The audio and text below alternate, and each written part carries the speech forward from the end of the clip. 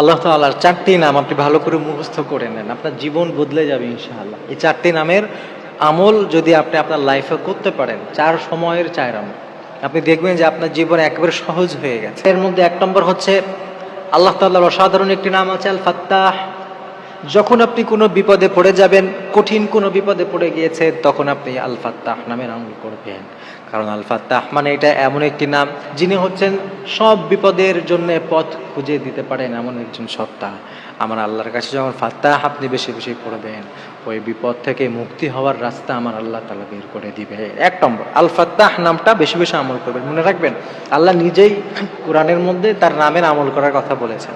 ২ নম্বরে আপনি যখন কোনো এমন একটা সিচুয়েশনে পড়ে যাবেন যে কেউ আপনার কথা শুনে না, অনেক সময় দেখবেন কেউ আপনাকে বুঝতে চায় না, আপনার হৃদয়ের ব্যথা কেউ বুঝে না, যাই আপনি করেন না কেন আপনাকে কেউ বুঝতে চায় না। যদি কখনো এমন পেরেশানির মধ্যে পড়ে যান, আল্লাহর অসাধারণ একটি নাম আছে আস-সামিয়া। আস-সামিয়া নামটা বেশি বেশি পড়বেন। আস-সামিয়া মানে হচ্ছে যিনি সর্বশ্রোতা, যিনি সব শুনেন।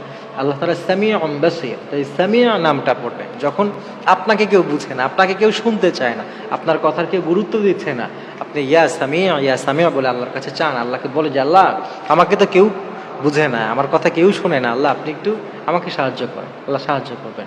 এরপরে ৩ নম্বরে আল ওয়াহাব। আল ওয়াহাব পড়বেন।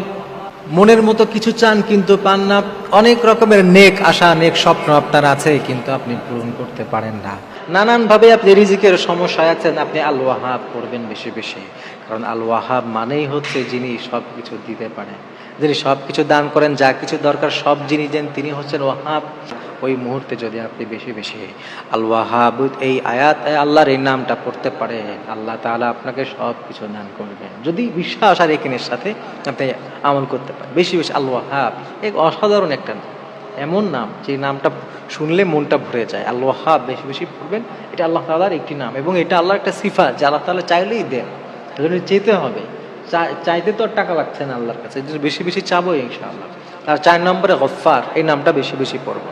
যখন অনেক আমার গুনাহ হয়ে যায়, উঠতে বসতে গুনাহ করে ফেলছি, আল্লাহর কাছে বেশি বেশি মাপ চাইবো, তওবা করব এবং ইয়া গফফার বলে আল্লাহকে ডাকবো যে হে সব থেকে বেশি ক্ষমাকারী। তিনি এমন একজন সত্তা, আমরা গুনাহ করতে যত পছন্দ করি তার চাইতে তিনি মাফ করতে বেশি পছন্দ করেন। সুবহানাল্লাহ। এজন্য প্রিয় ভাই, এই ৪টি নামের আমল যদি আমরা করতে পারি, আমাদের লাইফটা গোছানো থাকবে। অনেক সময় আমরা বুঝি না কত আমল কোনটা করবো, এই ৪টা আমল করেন, দেখবেন ইনশাআল্লাহ লাইফটা অনেক সহজ হয়ে যাবে, সুন্দর হয়ে যাবে।